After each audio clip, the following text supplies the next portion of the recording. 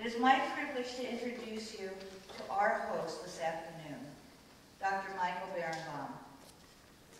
He has been an instrumental and indispensable leader for our community. Most important institutions of today, from his role as the Executive Director of the USC Shoah Foundation to the creation of the U.S. Holocaust Museum. It's a true honor to have him here with us today. And with that, I am excited to get our special event underway. And please join me in welcoming our wonderful co-sponsor and host, Dr. Michael Berenbaum. Good afternoon, ladies and gentlemen. We have a very special opportunity today, and the opportunity is to break stereotypes. And the breaking of stereotypes is a wonderful opportunity because it forces us to say that what we thought we know, or what we thought we knew, we don't necessarily know. And it forces us to think again and rethink again a whole range of things. We're going to meet today three people who wouldn't ordinarily be in dialogue, who wouldn't ordinarily be bound by the bonds of friendship, and who wouldn't ordinarily be in conversation one with another. We're going to meet first of all, we're going to meet Germans and Jews, and we're going to meet two special Germans. One is the grandson of one of the unfortunately most able of the perpetrators of the Holocaust, and the other is a lawyer who is a German of Muslim background. And I don't have to tell you that we live in a time where Jews and Muslims who used to have an amicable relationship have an enormously tense relationship. And here we have a situation in which the German lawyer, a Muslim by faith, represents and is involved in the prosecution of Oskar Gröning, one of the people being brought to trial precisely because he was the accountant at Auschwitz. Now I want you to handle the paradox. And the paradox of the Holocaust, which is very interesting, is that the innocent feel guilty and the guilty feel innocent. Let me repeat that because it doesn't ordinarily sink in. One of the paradoxes of the Holocaust is that the innocent feel guilty and the guilty feel innocent. And the most intriguing thing is that, let me demonstrate that in a very interesting way. If you're a psychiatrist or a psychologist, you know that there's a vast literature of survivor guilt. But there's a very thin literature of perpetrator guilt. No one is more innocent than the third generation of Germans. They were born way after the event. Their hands did not shed blood. They did not touch the crime. They were not even born within proximity of the crime.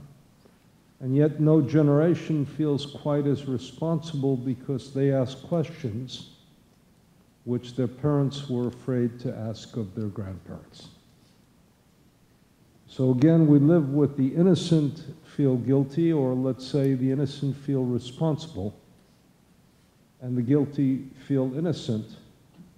And again, the thin pickings of perpetrator guilt is one of the most important demonstrations of it. We're going to work the afternoon in a very basic way. We're going to hear from three gentlemen. Then we're going to have a little bit of give and take in response to them. And finally, we will take questions and answers, questions from the audiences and answers from the stage.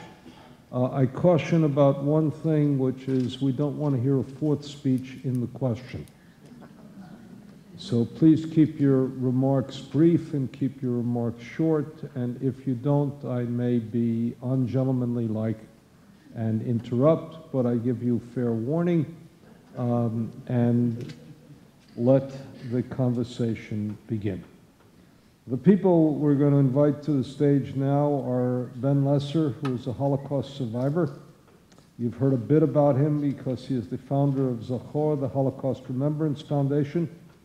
He survived ghettos, 4 concentration camps, 2 death marches, 2 death trains, and has developed a very remarkable friendship, almost familial kinship, with the grandson of the man who was the commandant of Auschwitz. And you have to imagine what that means and how much China had to be broken, how many barriers had to be pierced for A, the conversation to begin, and 2, for the relationship to take root. We're going to invite Rainer Hess to the podium as well.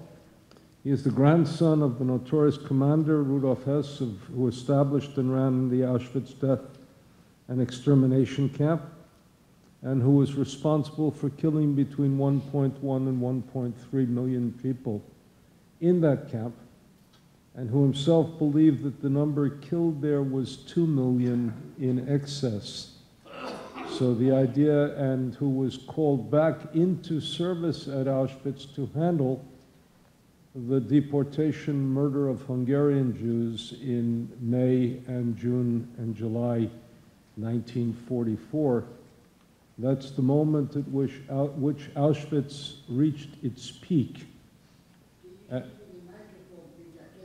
That's the moment at which Auschwitz reached its peak, because 437,402 Jews were deported on 147 trains within 54 days, between the 15th of May and the 8th of July. And only one man was deemed sufficiently capable and responsible to handle the assignment of disposing of these people, what we would ordinarily call murdering these people, and that was Rudolf Hess. And you have to imagine the journey of his grandson, who maintains the name Hess, who maintains the identity of that family and how far he has come. I had the privilege a couple of years ago of being in Auschwitz with him and seeing Auschwitz from the perspective that I had never seen it, because I'd always seen Auschwitz from the perspective of the victim. I had never seen it, with the exception of one incredible artifact, which was a photo album of the killers at play. I had never seen it from the perspective of the perpetrators. What is it that they saw? And equally important, what is it that they experienced as they went to work every day, as they encountered this, and as this was their daily task, which was to destroy and desecrate, destroy, confiscate, and murder these people. Our third speaker, again, has an incredibly interesting and profound journey, and also an incredibly important story to tell. Let me begin by saying that the trials going on in Germany today have tremendous significance, not so much for the past, but for the future. The perpetrators, the question is always whether the angel of death will meet the perpetrator before justice, before the bar of justice, because the perpetrators, if they were 18, are now 78. If they were 20, they're now 90, and if they were 23, they're now 93. So the question always becomes, what do they have to do? But something remarkable has happened in Germany, which has an impact, came way too late, but astoundingly important. It means that if you can show that somebody was in these camps, they therefore can be found guilty of a conspiracy to murder. Staff, for example, of Treblinka was 120 and 900,000 Jews were killed. The staff of Belzec was 104, 30 of whom were German, and 500,000 Jews were killed in 10 months. So it was sufficient to be there to be an integral participant in the act of murder. And the idea now that being in a camp means that you are guilty, you can be held, and demonstrating you were in a camp at a staff position means that you can be guilty of what? Of conspiracy to murder. Means that every young man, and even women, and women were perpetrators as we know, every young man in the future who finds himself in this type of dreaded assignment, some welcomed it, some dreaded it, can be told that to the end of their days they may be held responsible for their participation. It is sufficient to be there to be held accountable. And this is tribute to the work of people like Khabib Ali Muhammad, a lawyer who represents victims' rights and who is bringing these gentlemen to trial. And the idea that he does so as a German, and the idea that he does so as a Muslim, and the idea that he represents Jews who were victimized by these personnel, tells us something about what is possible in the world, and instructs us very importantly, not to close our minds to possibilities, but to open our minds to possibilities. So I want you to listen attentively to these three very distinguished men. I want you also to heed the respect with which they hold each other.